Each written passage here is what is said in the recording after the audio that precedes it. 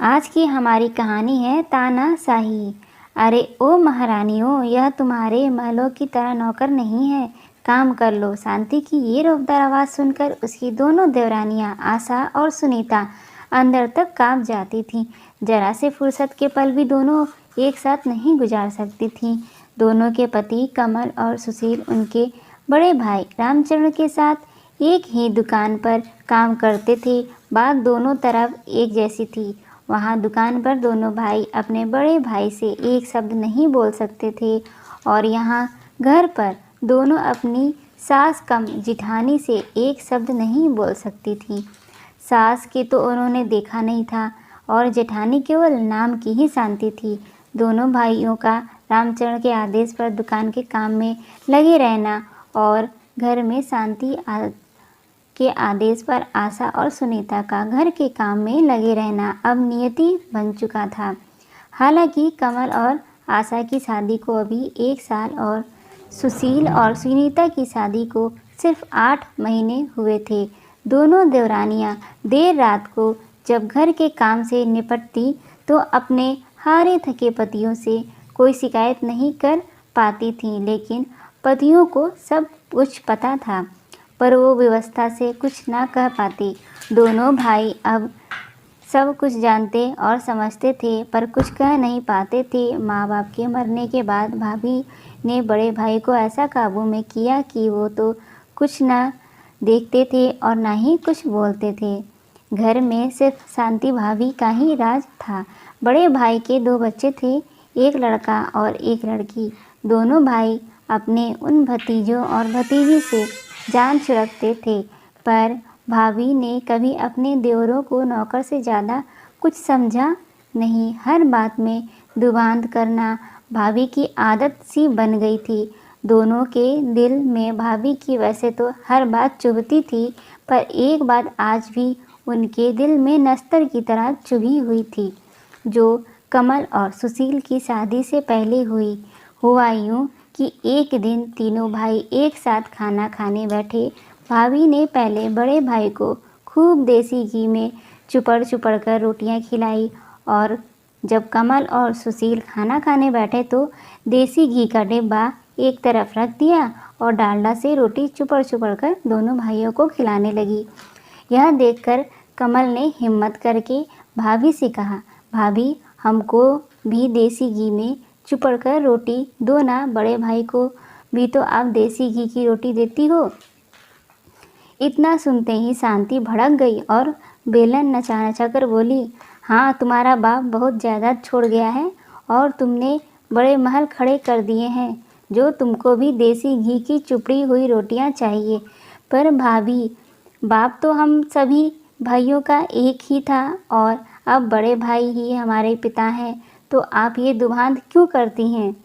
कमल ने भर्राए हुए गले से कहा। इतना सुनते ही शांति का पारा आसमान पर पहुंच गया और उसने बेलन दूर फेंक कर मारा और रामचरण से चिल्लाते हुए बोली, मेरे बस का नहीं है कि सबका काम भी करूं और ताने भी सुनूं। पत्नी को क्रोध में देखकर रामचरण की तो जैसे जान ही निकल गई। अपने ही दोनों भाइयों को बुरा भला कहकर अपनी पत्नी को मनाया। इन सब के बीच अपने भाइयों को ये देखने का भी ख्याल भी रामचरण के मन में नहीं आया। उस दिन दोनों भाई भूखे ही सो गए। समय बीता और कमल सुनील दोनों की शादी हो गई, लेकिन हालात जस के तस थे। भाई अपने दोनों भाइयों को इसलिए घर से नहीं निकालता था कि इनसे अच्छे नौकर उनको कहाँ मिलेंगे और भाभी को तो अब 2 अच्छी नौकरानियाँ मिल गई थीं। पर कहते हैं कि समय एक सा कभी नहीं रहता। समय बीतता गया और कमल और सुशील के भी बच्चे हुए। घर छोटा पड़ने का बहाना बनाकर शांति और रामचरण ने दोनों भाइयों को अलग कर दिया। दोनों भाइयों को खाली हाथ घर से निकाल दिया, पर दोनों भाइयों ने अपनी एकता को अटूट रखा और एक ऐसा घर लिया जहां वे अपने परिवार सहित रहने लगे।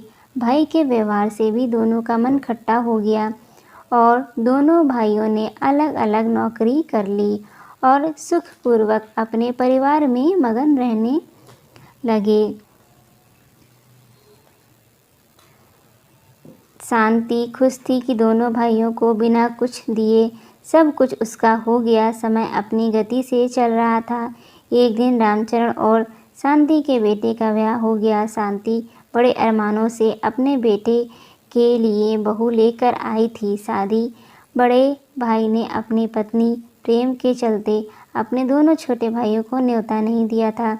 इधर कमल और सुशील ने अपने भाई भाभी से रिश्ता तो नहीं तोड़ा था, पर वो रिश्ता अब ऐसा था जैसे बिना खुशबू के फूल। लेकिन अपने किए कर्म सामने जरूर आते हैं और ये शांति को जल्द ही पता लगने वाला था। समय ने करवट ली। रामचरण अब बीमार रहने लगा था और ज़्यादातर घर पर ही रहता था। दुकान अब बेटे ने संभाल ली। एक दिन बेटा खाना खा रहा था और बहू बड़े प्यार से खूब घी चुपड़ चुपड़ कर अपने पति को रोटियां खिला रही थी। शांति रामचरण के पास बैठी हुई ये सब देख रही थी। बेटे ने खाना खाने के बाद रामचरण खाना खा रहा था और शांति उसके साथ ही बैठी हुई थी। बहू रोटियां बनाकर रामचरण की थाली में रखती जा रही थी। रोटियां नाम मात्र की चुपड़ी हुई और जली जली सी बन रही थी, पर कहते हैं ना कि बंदर कितना भी बूढ़ा हो जाए गुलाटी मारना नहीं छोड़ता। और इसी नीति के अनुसार शांति ने कड़क कर बहू से कहा, क्यों री, ये रोटियां कैसी बना रही है? तेरी माँ ने क्या ऐसी ही रोटी बनाना सिखाई है? बस इतना सुनना था कि बहू रानी रसोई में बेलन लहराती हुई आई और शांति पर बरस पड़ी। देखो सासू माँ, मेरी माँ पर मत जाना, और रही बात मेरी माँ ने क्या क्या सिखाया है, ये तो उन्होंने जो सिखाना था वो सिखा चुकी। अब मुझसे बात करो। और क्या हो गया, जो जरा सी रोटी जल गई खा लोगे तो कुछ हो तो नहीं जाएगा? जो सारा दिन अपना हार तोड़ता रहता है दुकान पर, उसका ध्यान करूं या इनका जो सारे दिन घर पर पड़े रहते हैं? रामचरण खाना बीच में छोड़कर अपने कमरे में चला गया। दूसरे कमरे में ये सब सुन रहे बेटे को चुप देखकर शांति बस भगवान से ये प्रार्थना कर रही थी कि ये दिन देखने से पहले वो मर क्यों नहीं गई। एक देवर और देवरानी थी जिन्होंने आंख उठाकर भी हम भैया भाभी को कभी नहीं देखा। जवाब देने की बात बहुत दूर रही और आज मेरी बहू ही उस दिन के बाद शांति की आवाज़ तो जैसे चली ही गई। जैसा बहू और बेटा चला रहे थे उसी तरह ही जिंदगी चलाने का शांति और रामचरण ने समझौता कर लिया। शांति की तानाशाही का विराम लग चुका था। शांति अब अपनी देवरानियों के बीच उपहास और दया का पात्र बन गई थी। घड़ी घड़ी पुरानी बातों में खो जाना अब उसकी आदत बन चुकी थी। तो फ्रेंड्स, आज की कहानी से आपको क्या शिक्षा मिली कमेंट करके ज़रूर बताइएगा। कहानी पसंद आती है तो प्लीज़ चैनल को लाइक कर दीजिए और सब्सक्राइब कर दीजिए और आगे शेयर भी कर दीजिए, जिससे हमें भी सपोर्ट मिल सके। तो धन्यवाद फ्रेंड्स, वीडियो को देखने के लिए। मिलते हैं ऐसे ही दूसरी कहानी के साथ। धन्यवाद।